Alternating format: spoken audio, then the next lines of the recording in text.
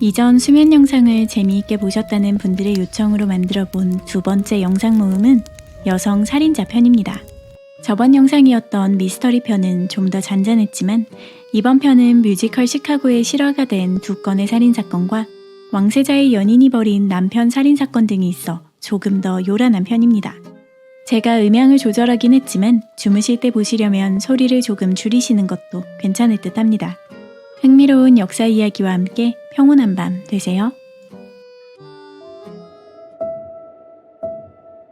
1755년 3월 5일 프랑스 파리의 그레브 광장에는 곧 치러질 교수형을 기다리며 군중이 모여 있었습니다. 바람에 흔들리는 밧줄은 최근 파리를 뒤흔든 충격적인 남편 살해범을 위한 것이었죠. 사람들은 악독하다는 마리 카트린 타퍼렛이 저지른 끔찍한 범죄에 관한 얘기를 주고받으며 그녀의 죽음을 기다리고 있었습니다. 하지만 그들에겐 아쉽게도 잠시 후 교수대는 해체되었고 오늘 처형식은 취소되었다는 소식이 날아들었죠. 처형식을 기대하던 사람들은 웅성거리며 항의했지만 법원의 판결은 바뀌지 않았습니다. 너무나 아름다워 모든 남자가 그녀를 구하고 싶어 했다는 마리 카트린 타퍼렛은 과연 남편을 죽이고도 유유히 풀려날 수 있었을까요? 마리 카트린 타퍼렛은 1728년 파리에서 태어났습니다. 가난한 부모님은 곧 세상을 떠났고 할머니가 마리 카트린의 교육을 담당해 나름 잘 가르쳐 주었죠. 하지만 마리 카트린이 세상에 주목을 받기 시작한 건 그녀의 교육 덕분이 아니라 미모 때문이었습니다. 마리 카트린은 반짝이는 검은 눈과 눈부시게 하얀 피부, 풍만한 몸매와 아주 아름다운 팔과 손을 가진 미인이었다고 합니다. 영상에 계속 나올 마리 카트린의 그림은 실물에 비하면 못생기게 그려졌다고 해요. 곧 마리 카트린은 구애하는 수많은 남자 사이에서 남편감을 골랐습니다. 마리 카트린과 결혼한 남자는 루이 알렉상드르 레콤바로 건축가였죠. 두 사람은 한동안 행복하게 지냈지만 얼마 지나지 않아 돈이 빠르게 떨어지기 시작했습니다. 예쁘고 인기도 많은 마리도, 코가 비뚤어지게 술 마시기를 즐기는 루이도 돈을 흥청망청 써댔기 때문이었죠. 루이가 벌어오는 돈으로는 소비를 따라잡을 수가 없게 되자 부부는 집에 하숙생을 들이기로 합니다. 그렇게 집안에 들어와 살게 된 남자들은 얼마 지나지 않아 마리 카트린과 그렇고 그런 사이가 되었습니다. 그중 마리 카트린이 가장 아낀 연인은 앙리 몽조였죠. 마리 카트린과 앙리 몽조는 한동안 아주 즐거운 시간을 보냈지만 남편은 얼마 지나지 않아 둘의 관계를 눈치채고는 마리 카트린을 폭행하고 몽조를 집에서 쫓아내려 했습니다. 마리 카트린은 오해라며 남편을 설득했고 몽조는 오해는 풀렸지만 자기가 나서서 집을 나왔습니다. 얼마 후 7월 8일 레콤바 부부는 드레스 가게를 빌리면서 몽조의 새집 근처로 이사했습니다. 루이 레콤바는 아내인 마리 카트린에게 드레스 가게의 매니저를 시키려 했죠. 그러자 마리 카트린의 오빠가 사업을 돕겠다며 두 사람이 사는 집으로 들어와 함께 지내기 시작했습니다. 사업을 돕겠다는 핑계였지만 사실 마리 카트린을 향한 남편 루이의 폭행을 막기 위함이었죠. 1753년 7월 19일 밤 앙리 몽조는 루이 레콤바에게 산책을 가자고 제안했습니다. 루이는 별 생각 없이 몽조와 함께 했고 두 사람은 함께 산책을 하고 식당에서 밥을 먹고 집으로 향했죠. 하지만 화기애애했던 분위기는 어두운 골목길로 접어들자 순식간에 뒤바뀌어 버렸습니다. 몽조는 갑자기 루이의 가슴과 복부, 등을 칼로 수차례 찌르곤 쓰러진 루이의 곁에 미리 준비한 권총을 던져두었죠. 비명소리에 놀란 사람들이 나와봤을 때 이미 살인자는 사라졌고 루이 레콤바는 마지막 고해 성사를 받아줄 신부님을 불러달라고 애원하다 입과 코에서 피를 토하며 세상을 떠났습니다. 앙리 몽조는 피 묻은 손을 닦지도 않은 채로 경찰에게 달려갔습니다. 그는 자기를 총으로 쏘아 죽이려는 남자를 피하려다 상대를 칼로 찔러 죽였다며 자수하겠다고 했죠. 루이 레콤바는 늘 자기를 질투하고 죽이고 싶어 했다면서요. 경찰은 앙리 몽조를 경찰서로 데려갔고 몽조는 자신이 곧 풀려날 거라 자신만만하게 믿고 있었습니다. 하지만 경찰은 몽조가 매우 수상하다고 생각했습니다. 루이의 등에도 수차례 칼로 찔린 상처가 있어 몽조가 방어하기 위해 찌른 상처로 보이지 않는 데다 몽조가 칼을 뽑아들고 루이를 쫓아가는 모습을 본 목격자까지 있었죠. 게다가 살인사건이 알려지자 몽조와 마리 카트린의 불륜을 증언하는 사람들까지 줄을 섰습니다. 몽조의 집에 아름다운 여인과 한 남자가 같이 들어가 카드게임을 하고 놀다 남자가 나오면 몽조와 여자가 커튼도 치지 않은 채로 즐거운 시간을 보내는 걸 보았단 이웃들의 증언과 더불어 사실 몽조가 하숙생으로 마리 카트린을 처음 만난 게 아니라 이전부터 알고 지냈고, 심지어 몽조가 빚을 갚지 못해 감옥에 갇혀 있자 마리 카트린이 대신 빚을 갚아주었다는 옛 하녀의 증언까지 나오자 정당방위였다는 몽조의 말은 아무도 믿지 않았죠. 그렇게 재판은 몽조에게 불리하게 돌아가기 시작했습니다. 몽조는 끔찍한 고문을 받으며 자기가 계획적으로 루이 레콤바를 죽였다고 자백했지만 마리 카트린이 시켜서 했다는 얘기는 결코 하지 않았습니다. 그 덕분에 오빠와 함께 몽조를 방문하긴 했지만 밀린 월세를 받기 위해서였다던 마리 카트린의 주장은 받아들여져 마리 카트린과 그의 오빠는 2달 만에 풀려날 수 있었죠. 그 후 몽조는 계획살인에 내려졌던 형벌인 수레바퀴형을 선고받았습니다. 아주 끔찍하고 비인도적인 사형인 수레바퀴형은 사형수의 사지를 벌려 바퀴에 묶어 처벌하는데, 몽조가 받기로 되어 있던 방식은 몽둥이로 팔다리에 뼈를 부수고 두개골을 함몰시킨 뒤 바퀴에 못 박아 며칠간 시체를 대중에 공개하는 식이었죠. 1755년 1월 5일 몽조의 처형날이었습니다. 처형되기 전 마지막 할 말이 있느냐는 질문에 몽조는 갑자기 자백을 하겠다고 나섰습니다. 몽조는 자기가 루이 레콤바를 죽인 건 맞지만 이 모든 일은 마담 레콤바, 마리 카트린의 계획하에 벌어진 일이었다며, 권총을 두고 정당 방위인 척 하는 건 역시 마리 카트린과 그 오빠의 생각이었으며, 권총도 마리 카트린의 오빠가 구해왔다고 털어놓았습니다. 지금까지 마리 카트린은 결백하다고 주장해놓고 갑자기 이제 와서 쉽죠? 몽조가 갑자기 태도를 바꾼 이유로는 마리 카트린이 자기를 버리고 다른 남자와 연애하며 파리를 탈출할 계획을 세워 배신감을 느꼈다는 설과, 일주일 전 몽조의 처형이 수레바퀴형을 받기 전에 비밀리에 교살부터 당하는 것으로 바뀐 것으로 보아 다가올 고통이 두려웠던 몽조가 좀 더 편히 죽는 대신 자백하기로 약속했다는 추측이 있습니다. 이유가 무엇이었든 마리 카트린은 자유로워지기 직전에 몽조의 자백으로 감옥으로 끌려가게 되었죠. 마리 카트린의 오빠는 저번에 풀려났을 때 이미 달아났기에 찾을 수 없었습니다. 몽조가 처형되고 이틀 뒤 재판에선 마리 카트린은 곧장 남편 살인에 가담했다는 이유로 교수형을 선고받았습니다. 아내의 남편 살해를 유독 악질로 취급했던 시기라 보통 화형을 선고했는데, 화형 대신 덜 고통스러운 교수형을 받은 이유로는 계획을 짰을 뿐 직접 죽이진 않았기 때문인 듯합니다. 원래대로라면 당장 교수형에 처해야 했겠지만 마리 카트린은 몽조의 아기를 임신한 상태였습니다. 죄 없는 아기를 죽일 수는 없다는 이유로 임산부는 출산시까지 처형이 미뤄지는 것이 일반적이라 8개월의 만삭 임산부였던 마리 카트린 역시 몇 주 정도 더 살 수 있었죠. 한 달 뒤 마리 카트린은 아들을 낳았습니다. 그리고 4주 후인 1755년 3월 5일 마리 카트린은 고문실에 꿇어앉은 채 사형 선고를 들었죠. 오늘날의 파리 시청 앞 광장에는 마리 카트린의 목숨을 앗아갈 교수대가 설치되고 있었습니다. 루이 레콤바가 죽은 1753년부터 2년간 신문을 뜨겁게 달궜던 마리 카트린이 드디어 죽는다는 말에 파리 사람들은 이미 가득 모여 기다리고 있었죠. 절박해진 마리 카트린은 허겁지겁 사실 자기가 간수의 아기를 임신했다고 소리질렀습니다. 아기를 낳은 산모가 한 달 만에 다시 임신하는 일은 불가능해 보였지만 불려온 의사와 산파는 혹시 모르는 일이니 두고 봐야겠다고 말했죠. 그 덕분에 교수대는 다시 해체되었고 마리 카트린은 임신을 확실히 확인할 수 있을 때까지 4개월을 더 살 수 있었습니다. 그동안 마리 카트린의 감방은 누구든 구경할 수 있게 공개되었기에 사람들은 프랑스에서 가장 예쁘다는 남편 살인마를 구경하러 매일같이 몰려들었습니다. 실물에는 발끝도 못 미친다는 마리 카트린의 초상화도 불티나게 팔려나갔고, 마리 카트린에 관한 노래도 유행가가 되었으며, 심지어 마리 카트린처럼 만든 밀랍 인형, 감옥에 있는 모습과 연인의 품 안에 안겨있는 모습 등을 담은 에나멜 장신구도 인기를 끌었습니다. 마리 카트린의 미모와 잔인한 살인은 루이 15세의 궁정에서도 인기라 폭력적인 남편에게서 벗어나기 위해 남자를 죽여야만 했던 아름다운 여인의 이야기에 푹 빠진 궁정인들은 그녀를 동정했고 몇은 실제로 구출 계획을 세우려 했습니다. 루이 15세가 반드시 처형해야 한다고 한 뒤에야 궁정의 동정 여론은 가라앉았죠. 마치 이전에 다뤘던 뮤지컬 시카고의 실제 사건 같죠? 그렇게 4개월이 지나 마리 카트린이 임신하지 않았음이 확실해지자 그녀의 처형일은 바로 확정되었습니다. 1755년 7월 3일 저녁 27살의 마리 카트린은 다시 한번 세워진 교수대 앞으로 끌려 나왔습니다. 이젠 파리의 유명 인사가 된 마리 카트린의 처형을 구경하기 위해 프랑스 전역에서 무려 3만 명의 군중이 몰려왔습니다. 군중은 처형을 보기 위한 명당을 찾느라 경쟁하며 노트르담 대성당의 탑에도 꽉꽉 들어차 멀리 있는 교수대를 지켜보았죠. 처형대의 뷰가 잘 보이는 호텔방은 완판된 지 오래였습니다. 마리 카트린이 지나치게 인기가 많아 처형의 의미가 퇴색될까 두건을 쓰고 끌려 나오자 사람들은 야유를 퍼부었습니다. 프랑스에서 제일 예쁘다는 미녀가 죽는 걸 보러 왔는데 얼굴을 가리면 안 된다는 거였죠.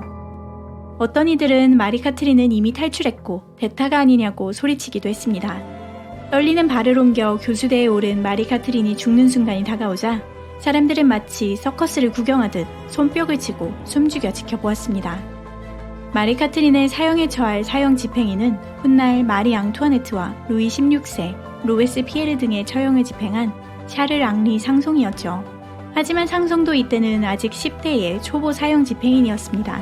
그는 서투르게 마리 카트린의 목에 밧줄을 두르고 배운 대로 교수형을 집행했지만 마리 카트린은 죽지 않았습니다. 군중의 비명소리와 마리 카트린의 발버둥 사이에서 샤를 앙리 상송은 그녀를 끌어올려 다시 떨어뜨리는 식으로 형을 집행했고 마리 카트린은 무려 4-5번이나 교수형을 당한 뒤에야 세상을 떠났습니다. 아름다운 마리 카트린 타퍼렛, 마담 레콤바의 인기는 그녀의 죽음에서 끝나지 않았습니다. 마리 카트린과 그녀의 연인, 남편의 이야기는 이후에도 많은 관심을 끌어 소설과 연극 등으로 재창조되기도 하고 몽조와 마리 카트린 사이에 나눈 편지 모음집이라며 가짜로 만든 책이 나오기도 했죠. 심지어 그녀의 시신을 가져간 의사는 시신을 방부 처리하여 전시해 죽음 뒤에도 대중의 구경거리가 되었습니다. 사망한 지 6개월이 지난 시기에 시신을 구경하러 갔다는 한 법학자의 기록을 보면 꽤 오랫동안 전시되었던 듯합니다. 연인을 하숙생이라고 속여 집으로 끌어들이고 남편을 살인 청부했으나 프랑스에서 제일 예쁜 여자란 이유로 대중의 사랑을 듬뿍 받았던 마리 카트린 타퍼렛의 이야기 흥미롭게 보셨나요? 다음 시간에는 또 다른 내용으로 만나요. 끝까지 함께 해주셔서 감사합니다. 셜록 홈즈를 만든 아서 코난 도일, 찰스 디킨스의 추리소설이자 미완성 유작인 에드윈 드루드의 비밀, 영국 최초이자 최고의 추리소설이란 평을 받은 윌키 콜린스의 월장석까지 네로라 하는 빅토리아 시대 추리소설가들에게 영향을 미쳤던 한 살인사건이 있었습니다. 한밤중에 실종된 아이, 미쳐버린 아내, 가정교사와 바람난 남편, 예리한 추리력의 탐정과 반전을 거듭하는 결말에 이르기까지 이번 이야기는 소설보다도 더 소설 같은 로드힐 하우스 살인사건입니다. 동이 트기 시작한 이른 아침 5시경이었습니다. 22살의 보모 엘리자베스 코프는 잠시 잠에서 깨 몸을 일으켰죠. 그리곤 기왕 깬 김에 같은 방에서 자는 세 아이가 각자 침대에서 잘 자고 있는지 확인했습니다. 그런데 한 아이가 보이질 않았습니다. 집안의 막내인 3살 배기 프란시스 사빌 켄트가 사라진 상태였죠. 하지만 보모는 딱히 이상하다고 생각하지 않았습니다. 침대에 흐트러진 이불은 마치 누군가 들어와 아이를 조용히 안고 나간 듯한 모양새였고 아이가 평소에도 엄마에게 이런저런 이야기를 조잘조잘 늘어놓는 애교쟁이였기에 엄마하고 있나 보다 하고 생각하고는 다시 잠이 들었죠. 뭔가 이상하단 생각이 들었을 땐 아침 7시 15분이었습니다. 아이의 침대는 여전히 텅 비어 있었죠. 보모는 아이를 찾아 집안을 돌아다녔지만 그 어디에서도 아이의 모습은 보이지 않았습니다. 아침 8시가 되었을 때 당황한 아이 부모는 아이를 찾아주는 사람에게 10파운드, 오늘날 돈으로 약 100만 원의 보상금을 지불하겠다고 했습니다. 그해 온 마을 사람들이 아이를 찾아 나섰죠. 약 1시간이 지났을 무렵 재화공인 윌리엄 너트와 농부인 토마스 벤거가 저택의 측면에 덩그러니 있는 하인용 화장실 문을 열어보았습니다. 문을 열자마자 바닥에 고여있는 피 웅덩이가 모습을 드러냈습니다. 두 사람은 화장실 구멍의 뚜껑을 열고 어둠 속을 들여다보다 농부가 피에 물든 담요를 끄집어냈습니다. 더 자세히 안을 조사하자 약 60cm 아래, 변소 아래의 깊은 구덩이와 변소 사이에 있는 나무판 위에서 아이 시신이 발견되었습니다. 잠옷 차림의 아이는 가슴과 손에 자상이 가득했고 목은 너무 깊이 베어 사람들이 아이의 시신을 꺼냈을 때 머리가 뒤로 젖혀질 정도였습니다.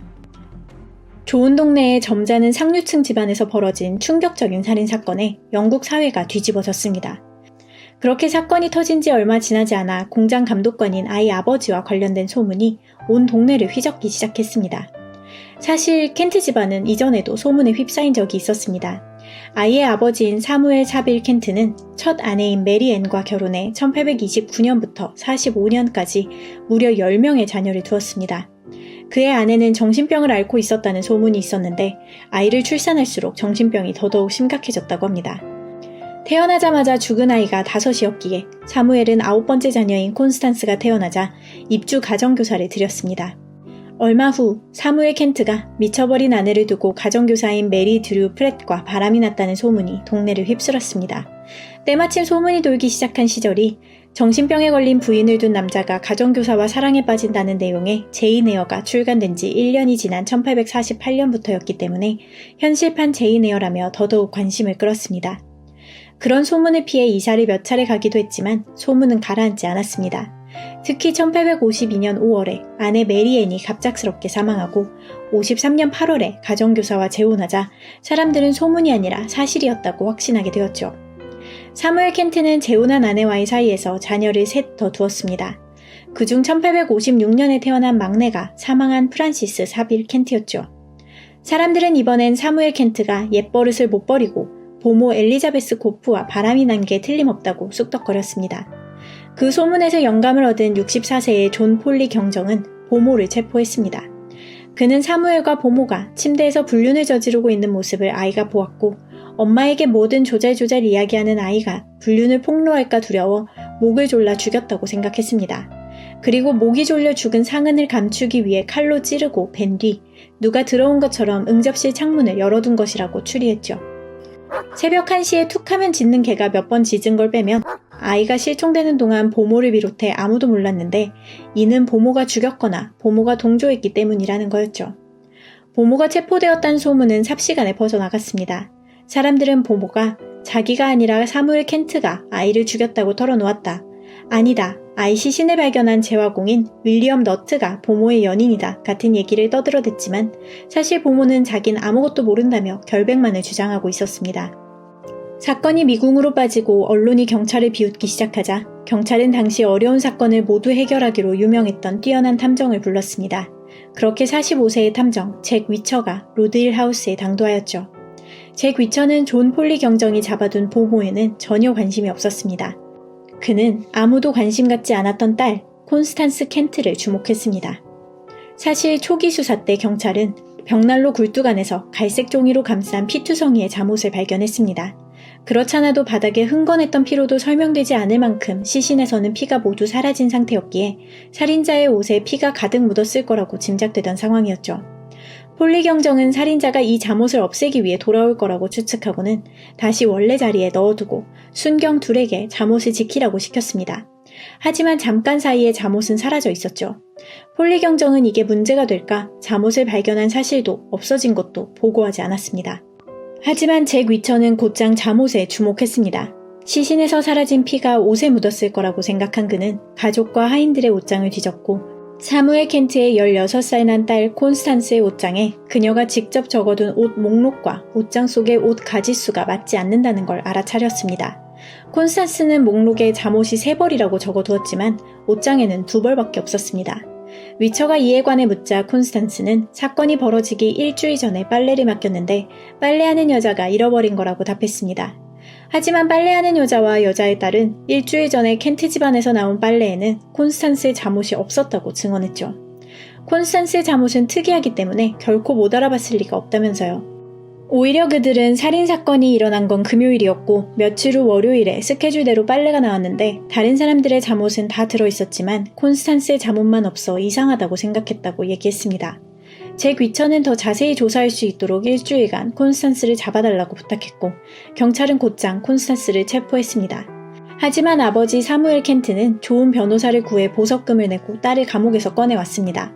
잭 위처는 5장에 걸쳐 콘스탄스의 사라진 잠옷, 혼자 방을 쓰는 점, 예전에도 화장실에 물건을 숨긴 일이 있는 점, 힘이 세다는 점 등을 들어 콘스탄스가 범인이라고 주장했지만 사라진 피투성이의 잠옷을 찾을 수 없었고 폴리 경정이 잠옷을 찾은 적이 있다고 이야기하지도 않았기에 결국 콘스탄스는 증거 부족으로 완전히 풀려났습니다. 당시 대중은 감히 노동계급 출신의 탐정이 좋은 집안의 어린 아가씨를 살인범으로 몰아간다고 여겼고 언론도 콘스탄스의 편이었습니다. 그렇게 사건은 미제로 남아버렸죠. 잭 위처는 실패한 탐정으로 불명예를 안고 돌아와야 했습니다. 그렇게 5년의 세월이 흘러갔습니다. 사건은 대중에게 완전히 잊혀진 상태였습니다. 그런데 1865년 4월 갑자기 콘스탄스가 신부님에게 살인을 자백하면서 사건은 다시 주목받았습니다. 콘스탄스는 불을 켤 수 있도록 화장실에 미리 성냥을 숨겨둔 뒤 가족이 모두 잠들 때까지 기다렸다가 응접실 창문을 열고 아이들이 자는 방으로 들어가 아이를 이불에 감싸 안아들고는 화장실로 데려가 아버지의 면도날로 죽였다고 털어놓았습니다. 죽인 이유를 묻자 콘스탄스는 질투나 증오가 아니라고 대답했지만 정확한 이유를 법정에서 이야기하진 않았습니다. 콘스탄스의 친구가 들었다는 얘기로는 아버지가 재혼한 가정교사가 콘스탄스의 어머니이자 첫 아내인 메리앤이 살아있을 적에 무시하고 우습게 봤기 때문이라고 하며, 다른 추측으로는 첫 아내와의 사이에서 낳은 자식들보다 두 번째 아내와의 사이에서 낳은 자식들, 특히 가장 막둥이인 프란시스를 편애하는 아버지에 대한 복수였다고 보기도 합니다. 콘스탄스는 교수형을 선고받았지만 얼마 후 빅토리아 여왕이 이를 유예해주면서 20년형을 살고 1885년 41살에 석방되었습니다. 그런데 콘스탄스는 정말로 살인자였을까요? 당시 많은 이들은 사실 콘스탄스가 누군가를 보호하기 위해 거짓 자백을 한 거라고 생각했습니다. 콘스탄스가 지키려고 한 사람은 누구였을까요? 앞서 이야기한 아버지 사무엘 켄트가 보모와의 불륜을 감추기 위해 죽였다는 주장이 당대에는 가장 큰 지지를 받았지만, 위처가 공범이라고 의심한 사람은 콘스탄스의 아버지가 아니라 남동생인 윌리엄이었으며, 콘스탄스의 자백이 누굴 지키기 위함이라면 윌리엄을 위해서였을 가능성도 있습니다. 콘스탄스가 석방된 뒤 세상은 콘스탄스도 프란시스도 모두 잊었습니다. 석방된 지 6개월 만인 1886년 2월, 콘스탄스는 남동 윌리엄이 살고 있는 호주로 이주했습니다. 그녀는 이름을 루스 에밀리의 카예로 바꾼 뒤 간호사가 되었습니다. 그때부터 콘스탄스는 1932년에 은퇴할 때까지 무려 38년간 간호사로 근무했고 주변 사람들의 선망을 받았습니다. 은퇴한 뒤 그녀는 시드니에서 거주했으며 100세 생일도 맞았습니다. 그녀가 100세가 되었을 때 뛰어난 간호사로 근무하다 은퇴한 데다 당대 흔치 않게 100세까지 장수한 이 노인에게 영국의 왕과 왕비가 축하 메시지를 보내왔고 시드니 주교도 방문해 꽃을 선물했습니다. 그로부터 4개월 후 1944년 4월 10일 콘스탄스 켄트는 100세의 나이로 세상을 떠났습니다. 따뜻한 침대에서 잠들어 있던 어린아이를 죽인 건 누구였을까요? 콘스탄스 켄트의 주장대로 그녀 혼자서 벌인 짓이었을까요? 둘이 함께 벌인 짓일까요? 아니면 무고한 걸까요? 누나 또는 딸의 비호 아래 감옥에 가지 않은 살인자가 한 명 더 있었던 건 아닐까요? 탐정 추리소설의 유행이 시작되는 데 영향을 미쳤던 로드힐 하우스 살인사건이었습니다. 좋아요와 구독 잊지 마시고 다음 시간에 뵙겠습니다. 이번 영상도 함께 해주셔서 감사합니다. 1975년에 만들어진 브로드웨이 뮤지컬이자 2002년 개봉의 히트친 영화 시카고는 1920년대에 악명 높았던 진짜 살인사건을 각색한 것입니다. 이번 영상에서는 시카고의 살인자 록시 하트와 벨마 켈리의 모티브가 된 실제 살인사건을 알아보겠습니다. 1924년 4월 3일 시카고의 한 아파트에선 23살의 뷰라 아난과 29살의 해리 칼스티드라는 불륜 커플이 남자가 가져온 술을 한잔하고 있었습니다. 두 사람은 곧 다투기 시작했고 뷰라는 해리가 코트를 입고 모자를 쓰는 사이 그를 총으로 쏘았습니다. 남자가 쓰러지자 뷰라 아나는 칵테일을 손에 쥐고는 지금 나오는 바로 이 노래 훌라루를 4시간 동안 반복해서 들으며 해리가 죽는 걸 지켜보았죠. 한참 뒤 경찰이 도착했을 때 아내의 연락을 받고 미리 와있던 남편 알버트 아나는 아내를 범하려 한 해리 칼스티드를 자기가 죽였다고 자백했지만 뷰라가 내가 진 때문에 죽였나? 하고 어깨를 으쓱해버리면서 살인범으로 체포되었습니다. 하지만 놀랍게도 안방에서 남자친구를 총으로 쏴서 죽인 뷰라 아난의 이야기가 신문에 처음 등장했을 때 세상의 관심을 끈 건 뷰라가 저지른 살인이 아니라 그녀의 아름다운 미모였습니다.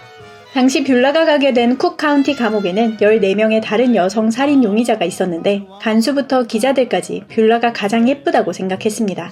그래서 심지어 뷰라를 두고 시카고의 가장 아름다운 학살자라느니 가장 예쁜 살인자에게 교수형을 같은 기사가 쏟아지기도 했죠. 기자 마우린 델라스 와킨스는 뷰라의 외모를 상세히 묘사하였습니다.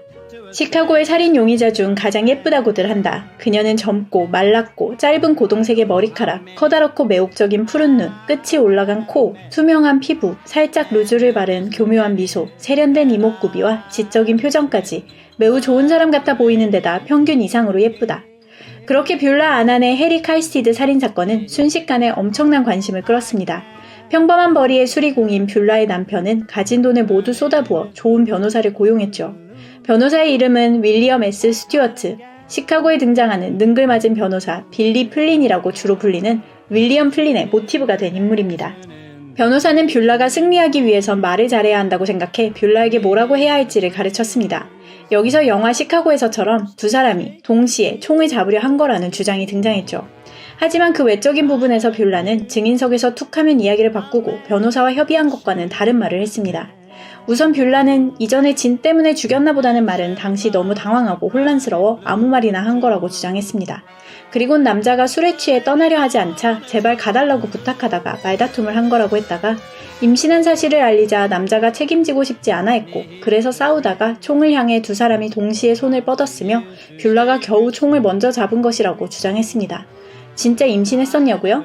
글쎄요. 일단 아무리 시간이 지나도 아기가 태어나는 일은 없었습니다. 이렇게 엉망진창으로 증언했는데도 불구하고 전부 남자로만 이루어진 12명의 배심원은 술 취한 주정뱅이를 피하려 했던 연약하고 아름다운 임산부인 뷰라에게 아주 너그러웠습니다. 뷰라는 늘 아주 예쁘고 매력적인 옷을 입고 재판에 등장했고 그녀가 뭘 입었는지 어떤 헤어스타일을 했는지는 순식간에 뉴스가 되어 팔려나갔습니다. 뷰라는 처형당하기엔 너무 아름답다는 게 일반적인 여론이었죠. 대놓고 배심원단을 유혹하는 뷰라의 태도에 배심원들이 넘어갈까 염려한 법원 측에서 뷰라의 재판 이전 그녀의 미모에 흔들리지 않겠다는 선서를 받았지만 아무런 효과는 없었죠. 배심원은 겨우 2시간 만에 결정을 내렸고 뷰라는 무죄를 선고받았습니다. 그녀는 배심원들 하나하나에게 감사의 키스를 해주었고 남편 알버트는 손에 머리를 묻고 기쁨의 눈물을 터뜨렸습니다. 하지만 뷰라는 자유를 얻은 지 36시간 만에 짐을 싸서 그녀의 재판과 그녀가 재판에 입고 갈 옷을 사는데 저축도 다 쓰고 빚까지 진 남편을 버리고 떠났습니다. 이혼 변호사는 윌리엄 S. 스튜어트였죠. 남편을 떠나는 이유를 묻자 뷰라는 그이는 내가 재밌게 살길 원하지 않아요. 놀러 나가기도 싫어하고 춤도 못 추고 난 그와 있으면 인생을 허송세월로 날리진 않을 거예요.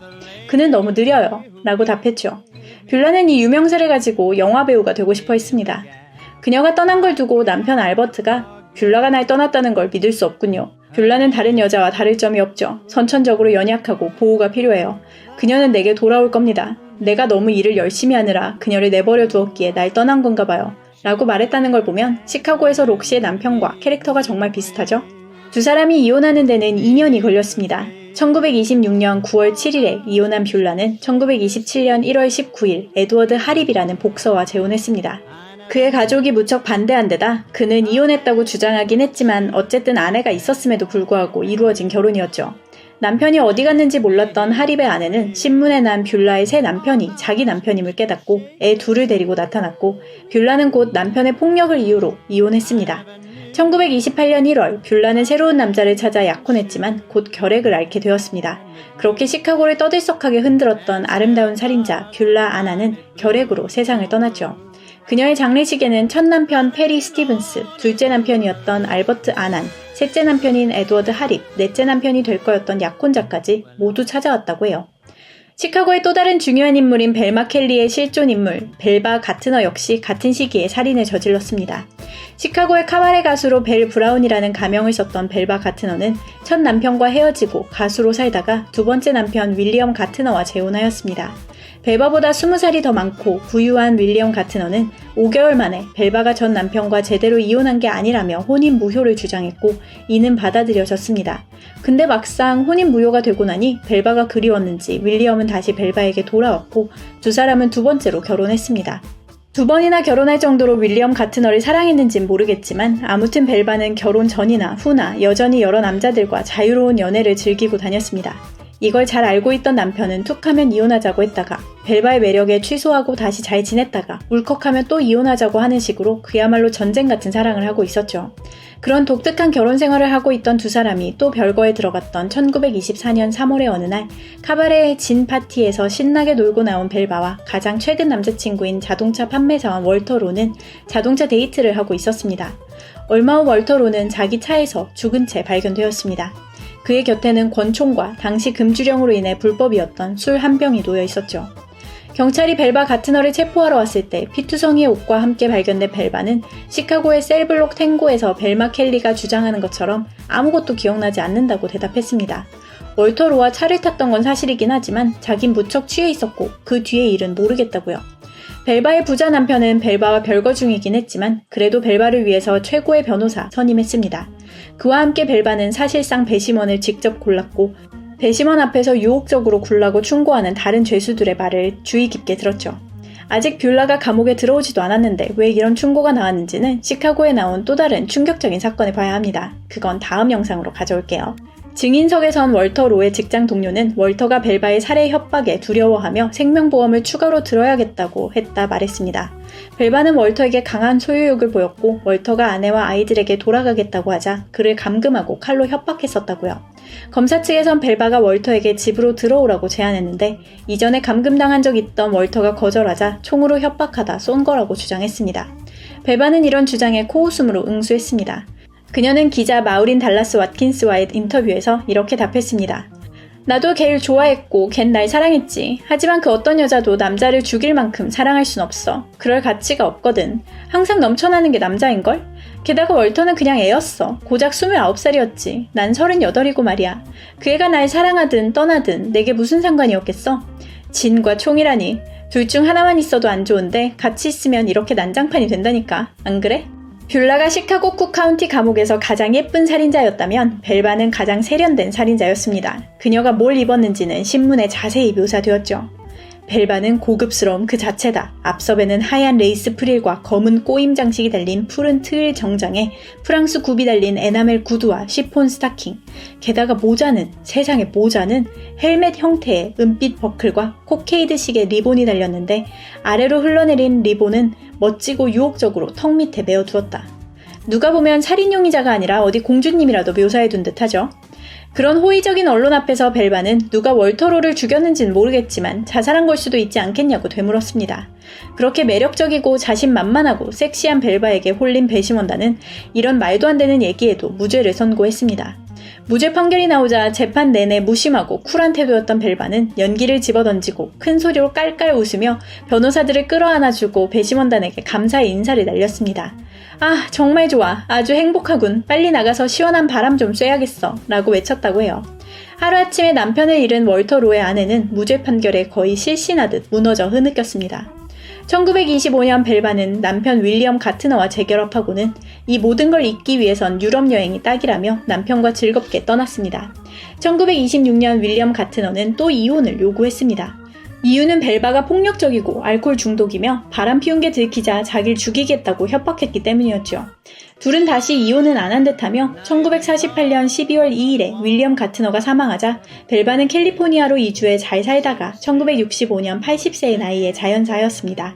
기자 마우린 달라스 왓킨스는 뷰라와 벨바의 유죄가 사실상 확실한 상황임에도 불구하고 성적 매력과 미모로 무죄를 받아내는 모습을 자세히 지켜보았습니다.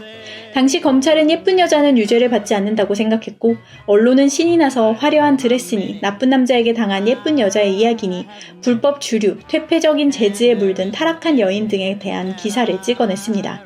그렇게 신문은 날개돋친 듯 팔려나갔죠. 1926년 마우리는 벨바와 뷰라에 관해 자기가 쓴 기사를 토대로 풍자극인 시카고를 쓰며 극작가로 화려하게 데뷔했습니다. 시카고는 나오자마자 인기를 끌었고 브로드웨이에서 172번이나 무대에 올랐으며 무성 영화로도 만들어졌습니다. 록시 하트, 벨마 켈리, 빌리 플린 등 우리에게 잘 알려진 캐릭터들은 이때 이미 극에 등장했습니다. 무책임한 언론과 엉망인 사법제도를 풍자하는 연극의 극작가가 그 언론의 일부였음을 관객이 알게 되면 어떤 반응을 보일지 걱정한 마우린 왓킨스는 일부러 자신의 과거도 실제 사건과의 연관성도 밝히지 않았습니다. 마우리는 1969년에 사망할 때까지 시카고를 뮤지컬로 만드는 걸 거절했는데 실제 살인사건을 코미디로 만들어버린 자신의 행동에 죄책감을 느꼈기 때문으로 짐작되고 있습니다. 영화 시카고 속의 실제 사건은 이걸로 끝이 아닙니다. 이 모든 걸 가능케 한 또 다른 실제 사건이 있었는데요. 시카고를 보셨던 분들도 상상하지 못할 또 다른 실화. 그건 그 사건만의 기승전결이 확실하고 워낙 흥미로워서 단독 영상으로 다음 시간에 가져오겠습니다. 재밌게 보셨다면 좋아요와 구독 꾹 눌러주세요. 끝까지 함께 해주셔서 감사합니다. 다음 시간에 또 만나요. 왕의 숨겨진 동성 연인, 성불구를 이유로 혼인 무효를 주장한 아내, 연인을 위해 친구를 독살한 남자, 왕비의 숨겨진 비밀까지 킬포가 너무 많아 제목을 정할 수 없을 정도로 엉망진창 콩가루 파티인 이번 이야기는 토마스 오버베리 겸 독살 사건입니다. 주인공인 프란시스 하워드는 제1대 서포크 백작이자 노퍽 공작의 둘째 아들인 토마스 하워드의 14명의 자녀 중 8번째로 1590에서 93년 사이에 태어났습니다. 꽤나 빵빵한 집안의 딸이었던 프란시스는 당대 여성들과는 달리 목소리도 크고 고집도 세고 할 말은 하는 당찬 성격으로 자라났죠. 귀족 가문에 태어났으니 정략 결혼을 해야 하는 프란시스에게 어떤 신랑감을 골라줄지 고민이었던 부모님은 고르고 골라 14살의 로버트 데버루와 12살의 프란시스 하워드를 결혼시켰습니다. 왜 부모님은 갑자기 로버트 데버루와 결혼을 시켰을까요? 데버루 집안은 예전부터 왕실과 가까운 데다 그가 웨식스 백작이었기 때문인데요. 데버루의 친할머니 레티스 놀리스는 엘리자베스 1세의 연인이라고 알려진 로버트 더들리와 재혼했었고, 데버루의 아버지이자 이름이 똑같은 로버트 데버루 제2대 웨식스 백작 역시 엘리자베스 1세의 총애를 받는 측근이었습니다. 비록 1601년에 반란을 일으켜서 영지도 자기도 심지어 목까지 모두 댕강 날아가긴 했지만 엘리자베스 1세의 다음 왕인 제임스 1세가 로버트 데버루의 아들인 로버트 데버루에게 다시 자기와 영지를 되돌려주면서 어린 로버트는 로버트 데버루 제3대 웨식스 백작이 되었습니다. 하지만 그 정도로는 결혼하기에 좋은 신랑감 소리까지 듣기는 어려웠습니다. 차고 넘치는 게 결혼할 만한 남자들이었으니까요. 데버루는 여기에 한 가지 더 장점이 있었으니 바로 제임스 1세의 장남이자 왕세자인 헨리와 절친이라는 점이었습니다. 앞으로 헨리가 헨리 9세로 즉위하면 왕의 절친을 사위로 두는 걸 테니 아주 이득이 넘쳐나는 결혼이었죠. 그래서 12살 난 프란시스와 14살 난 로버트는 결혼식을 올렸습니다. 하지만 둘 다 특히 신부가 너무 어렸기 때문에 첫날 밤을 보내는 건 나중으로 미뤄졌습니다. 약 150년 전 영국 왕 헨리 7세의 엄마가 13살에 애 낳느라 죽다 살아난 걸 생각하면 나름 발전한 셈이었죠. 그렇게 어린 부부는 서로 떨어져 살게 되었습니다. 데버루는 1607년에서 9년 사이에 유럽 여행을 떠났고 프란시스는 15살에 사교계에 첫 등장했죠. 프란시스는 결혼했다는 건 거의 잊은 채로 궁정에서 즐겁게 지냈습니다. 심지어 남자친구도 생겼죠. 이 시절에 로버트라는 이름이 대유행 중이었는지 남친의 이름도 로버트 카였습니다. 하지만 우린 헷갈리니까 카라고 부르도록 할게요. 남친과 아주 즐겁고 행복하게 지내고 있는데 그런 와중에 데버루가 유럽에서 돌아왔습니다. 프란시스는 데버루가 너무너무 싫었습니다. 어릴 때 이후로 처음 보는데 갑자기 남편이랍시고 친한 척한다고 생각했죠. 그래서 프란시스는 데버루를 최대한 피했습니다. 마침 데버루가 유럽에서 천연두를 옮아와 끙끙 앓던 상황이었기에 프란시스는 그를 피할 핑계를 쉽게 댈 수 있었죠.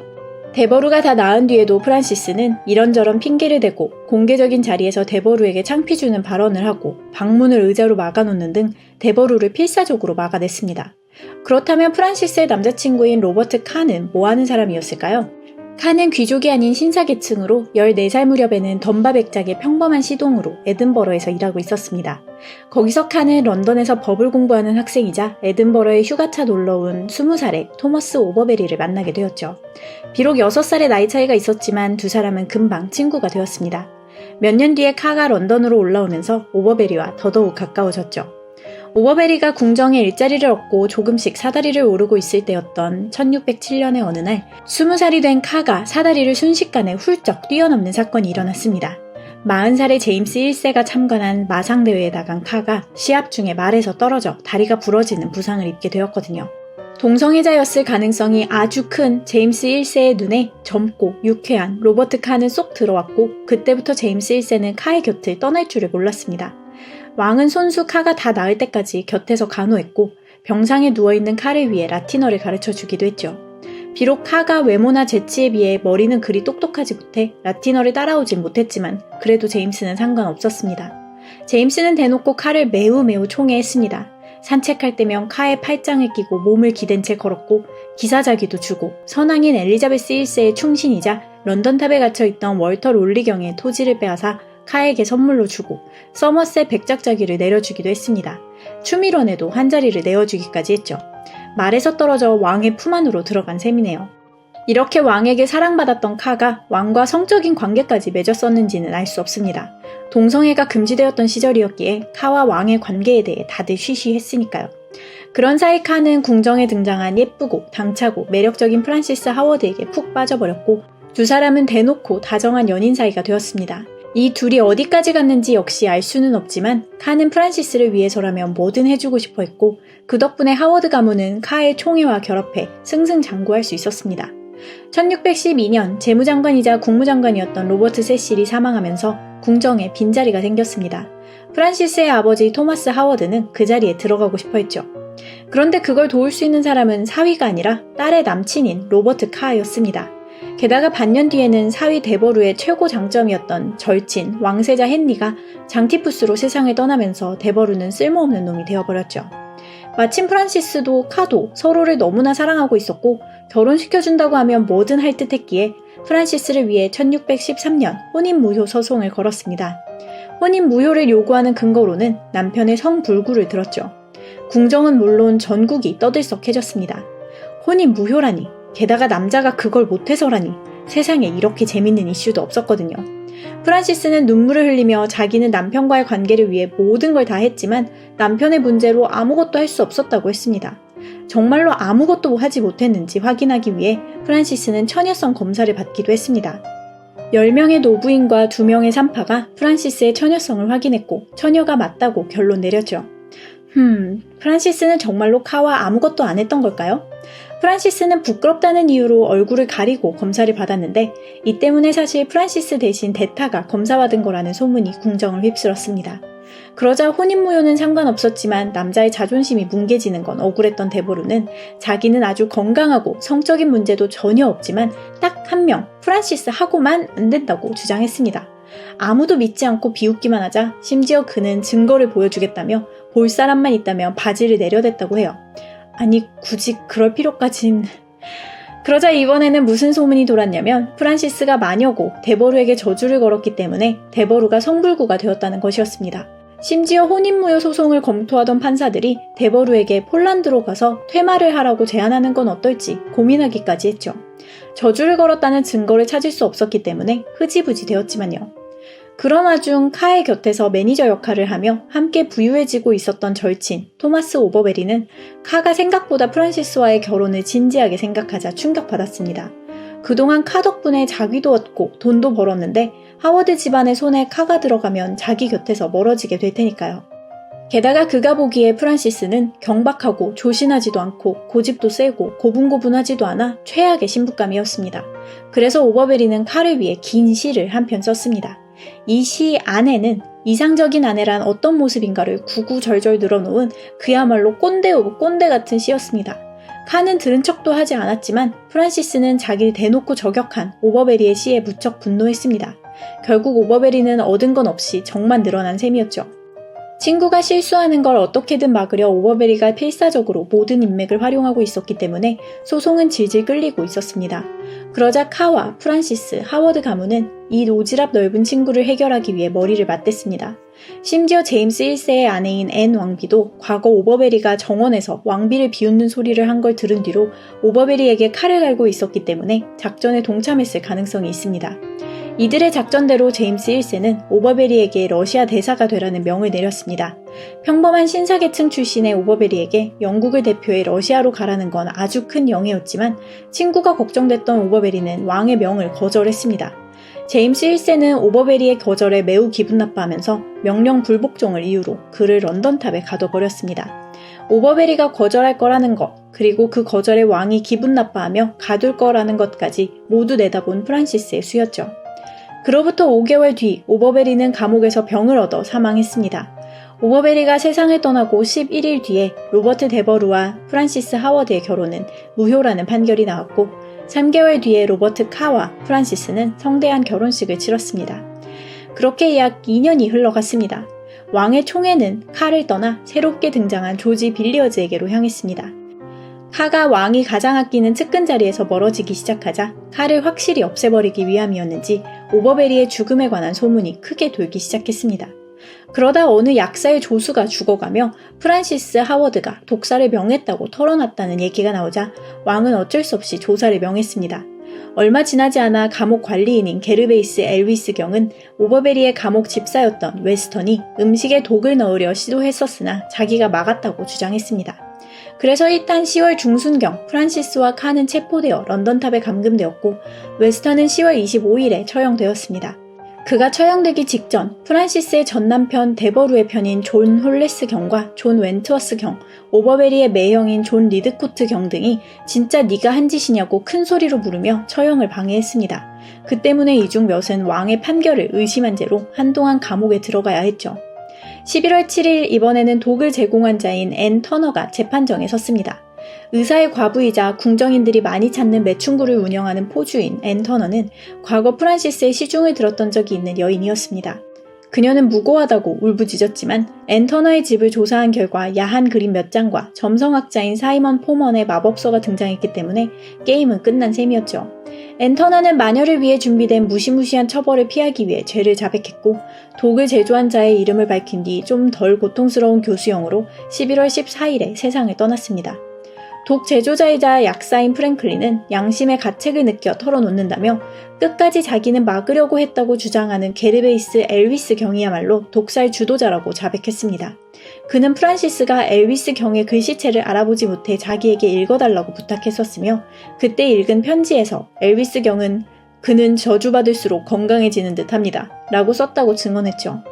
엘비스 경이 썼던 편지하고는 반대되는 내용이긴 했지만 재판관은 프랭클린의 증언이 엘비스 경이 유죄라는 증거라고 보았고 결국 11월 20일 엘비스 경이, 12월 9일에는 프랭클린이 처형되었습니다. 엘비스 경은 처형되는 순간까지도 로버트 카나 프란시스 하워드의 이름을 꺼내지 않았죠. 이제 부부의 차례였습니다. 프란시스는 조사가 시작되자 거의 곧바로 자백했지만 카는 끝까지 인정하지 않았습니다.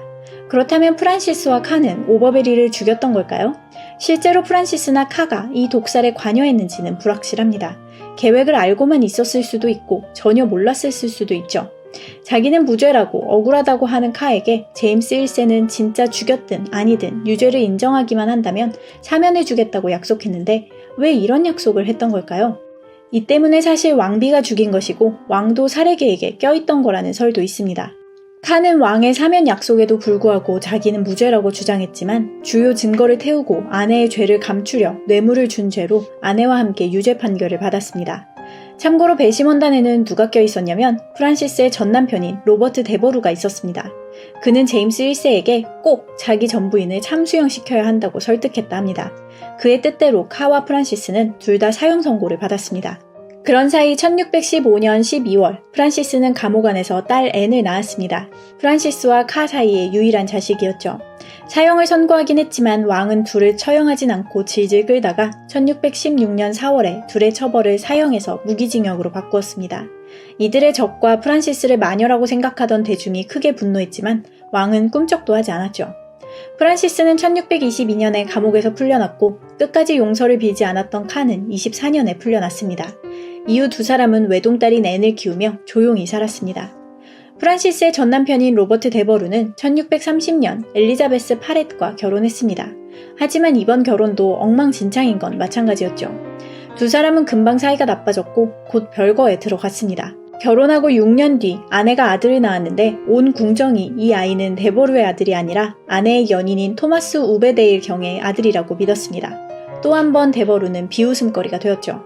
두 번째 결혼까지 망칠 수 없었던 데버루는 아내를 용서하고 아기를 자기 아들로 인정하겠다고까지 했지만 아들이 한 달 뒤에 사망하자 그대로 포기해버리고야 말았습니다.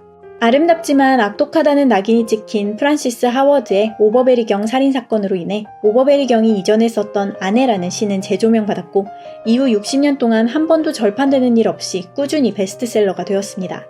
오버베리는 정말로 독살당했던 걸까요? 아니면 하워드 가문을 끌어내리기 위해 세워졌던 함정이었을까요? 만약 정말 독살당한 거라면 살인자는 정말로 프란시스 하워드와 로버트 카였을까요? 아니면 제임스 1세와 앤 왕비의 짓이었을까요? 사형을 선고받은 백작부인 프란시스 하워드의 이야기였습니다. 좋아요와 구독 꼭 눌러주실 거죠? 이번 이야기에도 함께해 주셔서 감사합니다. 다음 시간에 또 다른 이야기로 만나요. 시작은 가난과 매춘으로 점철되어 있었지만 영국 왕세자의 연인이 되기도 하고 이집트의 공주가 되기도 했다가 끝내는 남편 살인범으로 전 유럽에 그 이름이 알려진 마그리트 알리베르에 관해 알아보겠습니다. 마그리트 알리베르는 1890년 마부와 하녀 사이에서 태어나 평범하게 자라고 있었습니다. 그런 그녀의 삶이 달라지게 된 건 어느 날 4살짜리 남동생이 차에 치여 사망하면서부터였죠. 마그리트에게 동생을 돌보라고 시켰었던 부모님은 애를 똑바로 안 봤다고 크게 분노하며 그녀를 엄격하게 교육시킬 성 마리아 수녀원으로 보내버렸습니다. 수녀원은 아주 끔찍한 곳이었습니다. 수녀들은 매일같이 그녀에게 동생의 죽음은 모두 너의 죄 때문이라고 말하며 그녀를 학대했죠. 마그리트가 수녀원에서 얻은 건 노래 실력뿐이었습니다. 15살이 됐을 때 수녀원에서는 하녀 자리를 하나 구해주었습니다. 잘 지내는가 싶었는데 얼마 지나지 않아 그녀가 임신하면서 그 일자리도 잃게 되었죠. 일자리도 남편도 없는 마그리트는 딸 레이몬드를 낳자마자 당시 흔히들 그랬던 대로 아기를 맡아줄 농장으로 보낼 수밖에 없었습니다. 이제 마그리트가 할 수 있는 일은 나이트클럽에서 노래를 부르고 몸을 파는 일뿐이었죠. 그 과정에서 당시 고급 매춘부를 키워내던 마담 데나르의 눈에 들어 그녀의 밑으로 들어가게 되었습니다. 마담 데나르는 그 애는 프랑스, 영국, 미국 그 외 나라들의 부유하고 명성 있는 신사들인 내 최고 고객들의 연인이야. 내가 그 애 숙녀처럼 키워냈지 라고 말하기도 했죠. 1907년 17살이 된 마그리트는 안드레 멜러라는 나이 40의 유부남과 가까워졌습니다. 아주 부유했던 안드레 멜러는 마그리트를 위해 아파트도 사주었고 생활비도 모두 대주었죠. 그런 그가 마음에 들었는지 마그리트는 주변에 그와 결혼했다고 하고 다녔지만 사실 안드레는 여전히 유부남이었습니다. 안드레는 그녀의 일거수일투족을 관리하려 들었고 두 사람은 늘 싸우다가 결국 1913년에 헤어졌습니다. 안드레가 헤어지며 위자료로 20만 파운드를 주었지만 마그리트는 만족하지 못했죠. 돈이 생기자마자 마그리트는 딸 레이몬드를 다시 데려와 영국의 좋은 학교로 보냈습니다. 얼마 후 1차 세계대전이 한창이던 1917년 이제 파리의 고급 파티에서 빼놓을 수 없는 유명 인사인 마그리트는 군인이자 영국 왕세자인 22살의 에드워드를 만났습니다. 당시 에드워드의 친구들은 총각인 에드워드에게 결혼 전에 제대로 배워야 한다며 자기 첩을 왕세자에게 빌려주고 첫날 밤을 보내게 했습니다. 그것만으로도 충격적이네요. 아무튼 에드워드는 그 뒤로 자기만의 연인을 갖고 싶어 했습니다. 그러자 친구들은 에드워드에게 딱 알맞은 예쁘고 세련되고 경험 많은 여인은 20대 후반인 마그리트라고 생각해 그녀를 왕세자에게 소개해 주었습니다. 에드워드는 순식간에 마그리트에게 홀딱 반해버렸습니다. 두 사람의 뜨거운 연애는 약 18개월 정도 갔는데 그동안 왕세자는 휴가만 나오면 그녀를 만나러 갔고 편지도 20통가량 보냈습니다. 바로 이 편지가 중요하니 밑줄 쫙 치고 별표하세요. 연상의 연인인 마그리트를 우리 아기라고 부르며 사랑에 푹 빠져있던 에드워드는 편지의 성적인 농담뿐만 아니라 당시 진행 중이었던 1차 세계대전과 관련된 정보, 작전 계획에 심지어 영국 왕실에 관한 사적인 비밀과 왕인 아버지와 어머니를 향한 불평불만 등 비하하는 내용까지 적어 넣었습니다. 언론에 공개됐다간 영국 왕실이 무너질 수도 있을 정도의 내용이었죠. 사귀고 있을 때야 괜찮았지만 에드워드가 영국인 유부녀인 여자친구가 생기며 마그리트와 헤어지려고 하자 문제가 생겼습니다. 왕세자가 자기를 버리려고 한다는 걸 깨달은 마그리트가 에드워드에게 협박 편지를 보냈거든요. 네가 보낸 편지 내용을 언제든 터뜨릴 수 있다는 걸 잊지 말라는 협박에 에드워드는 큰 충격을 받았습니다. 아, 그 망할 편지들. 1년도 더 전에 네 조언을 들었어야 했는데 내가 멍청했어. 그 여잔 10만 파운드 밑으론 합의하지도 않을 거야. 그 여자가 그렇게 못되게 굴 거라곤 상상도 못했어. 내 편지를 한 통도 태우지 않았다지 뭐야. 이래서 항상 말조심, 입조심, 요즘은 손조심까지 해야 되는데 말이죠. 에드워드에겐 다행스럽게도 마그리트는 얼마 지나지 않아 새로운 연인을 찾았습니다. 젊고 잘생기고 돈 많은 군인이자 부모님이 백화점과 호텔을 소유한 샤를 로랑과 결혼 이야기가 나오자 마그리트는 곧 에드워드를 협박하는 걸 그만두었습니다. 두 사람은 1919년에 결혼했지만 노는 걸 좋아하고 화려한 삶을 추구하는 마그리트와 과묵하고 진지한 샤를은 잘 맞지 않았고 샤를 로랑의 가족들이 죽어라 반대했기 때문에 결국 둘은 6개월 만에 헤어졌습니다. 마그리트에겐 다행스럽게도 샤를은 위자료로 꽤나 큰 돈을 주었고 마그리트는 파리에 멋진 아파트를 두고 하인들과 말 10마리의 리무진까지 가지고 우아하게 살게 되었죠. 아직 젊었던 마그리트는 이제 다음 남자를 만났습니다. 상대는 알리 카멜 파미 베이. 베이는 경과 같은 말로 이집트 왕자였죠. 엄밀히 말하자면 진짜 이집트 왕자는 아니었지만 파리에서 흔치 않은 이집트인인데다가 집안이 목화 사업을 크게 해서 1년에 알리 앞으로 들어오는 돈만 요즘 돈으로 무려 30억이라 다들 왕자님이라고 부르고는 했습니다. 1921년 다른 신사를 에스코트하고 있던 마그리트를 보고 첫눈에 반한 알리 파미는 1922년에 마그리트를 정식으로 소개받았고 그는 곧 그녀에게 청혼했습니다. 또 마그리트가 알리의 돈을 털어버리겠군 싶으시다면 이번에는 좀 달랐습니다. 마그리트야 그럴 생각이었겠지만 알리는 고집이 센 이슬람교도였고 그는 독립적이고 제멋대로인 마그리트를 순종하는 아내로 만들 수 있다고 자신했죠. 알리의 청혼에 마그리트는 2가지 조건을 달았습니다. 하나는 파리에서처럼 옷을 입겠다는 거였고 두 번째는 이혼이 가능해야 한다는 거였죠. 이에 알리는 발끈했지만 마그리트가 대신 이슬람으로 개종하겠다고 하자 받아들였습니다. 그렇게 혼인신고도 하고 개종도 한 마그리트가 이집트로 이사와서 이슬람식 결혼을 하기 전날 알리는 이혼 가능 부분을 지워버리고는 아내를 더 들여도 된다는 조항을 추가했죠. 뒤통수를 제대로 치네요. 그렇게 이집트 카이로에서 시작된 두 사람의 결혼 생활은 순식간에 파국으로 치달았습니다. 둘은 끝없이 싸웠고 집안에서뿐만 아니라 밖에서도 소리를 지르며 싸우는 건 일상이었죠. 고지식한 이집트에서 자유분방한 마그리트는 행동도 성격도 눈에 띌 수밖에 없었는데 알리는 그게 좋아서 결혼해놓고 이제 와서는 그게 불만이었습니다. 결혼한 지 1년이 되었을 때인 1923년 마그리트는 남편에게 영국으로 가서 오페라를 보자고 졸랐습니다. 부부는 런던의 사보이 호텔에 머물렀고 7월 9일 두 사람은 즐거운 과부라는 오페라를 보고 돌아왔습니다. 이게 소설이라면 복선 같은 제목이네요. 호텔로 돌아와서 늦은 저녁을 먹고 난 뒤 둘은 또다시 말다툼을 하기 시작했고 알리는 화를 내며 방을 나가버렸죠. 몇 시간 뒤 새벽 2시 반 사보이 호텔에는 3발의 총성이 울려 퍼졌습니다. 마그리트가 늘 베개 밑에 숨겨두던 권총으로 남편의 뒤에서 등과 머리를 쏜 거였죠. 사람들이 방 안으로 들이닥쳤고 놀랍게도 그때까지 살아있던 알리를 데리고 병원으로 갔지만 그는 곧 사망했습니다. 자, 이제 피해자도 있고 총도 있고 쏜 가해자도 있으니 조사할 것도 없이 마그리트는 체포되었습니다. 하지만 마그리트에겐 걱정이 없었죠. 살인을 계획하고 영국으로 온 것이었으니까요. 그게 무슨 소리냐면 아까 밑줄 쫙 치고 별표 그리라 했던 편지 기억나시나요? 영국 왕실을 무너뜨릴 수도 있었던 바로 그 편지. 마그리트는 에드워드에게 연락했습니다. 잊고 있었던 편지에 관한 협박을 다시 들은 에드워드가 발을 동동 구르자 영국 왕실과 정부에서 귀하디 귀한 왕세자를 구하기 위해 몰려들었습니다. 결국 영국에서는 마그리트에게 카이로에 숨겨둔 에드워드의 편지를 가져오기만 한다면 마그리트의 직업도 과거도 숨겨주고 감옥도 피할 수 있게 해주겠다고 제안했죠. 그렇게 재판이 시작되었습니다. 만약 마그리트가 유죄를 선고받는다면 교수형에 처해질 일이었죠.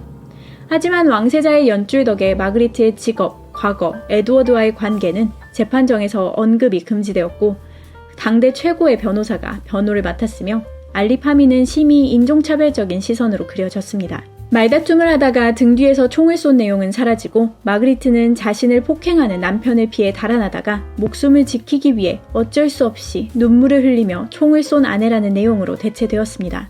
목격자들은 배제되었고 증거는 제출되지 않았죠. 배심원들이 보기에 알리 파미는 순진하고 아름다운 프랑스 여인을 유혹해 야만적인 나라로 끌고 가 잔인하게 폭행하고 변태적인 성관계를 요구한 더러운 야수였고 마그리트는 사랑에 빠진 죄밖에 없는 연약한 귀부인이었습니다. 재판은 엄청난 인기를 끌었습니다. 사람들은 구경하기 위해 줄을 섰고 심지어 자리를 돈 받고 팔기도 했죠. 언론도 이 사건을 폭발적으로 보도했는데 언제나 알리 파미는 잔인하고 미개한 야만인으로 그려졌습니다. 배심원은 고작 1시간 만에 결정을 내렸고 마그리트는 정당방위이자 무죄로 풀려났습니다. 자유의 몸이 된 마그리트는 심지어 알리 파미의 과부로서 알리의 재산을 유산으로 받으려는 시도까지 했으나 이는 이집트 법원의 관할이었기에 단칼에 거절되었습니다. 이후 마그리트는 고향인 파리로 돌아와 스스로를 이집트 왕자의 아내인 마그리트 공주라고 이야기하고 다녔습니다. 그리고는 1971년 80세의 나이로 사망할 때까지 무려 5명의 남편을 더 두고 그들에게 받은 위자료로 부유하고 안락하게 여생을 살았습니다. 에드워드의 편지 중 몇 장은 끝까지 숨겨두었다는 이야기도 있는데 진짜일지는 모르겠죠. 마그리트의 정말 충격적인 인생 이야기 흥미롭게 보셨나요? 좋아요와 구독 잊지 마시고 여기 또 다른 재미난 이야기들도 추천드려요. 끝까지 시청해주셔서 감사합니다.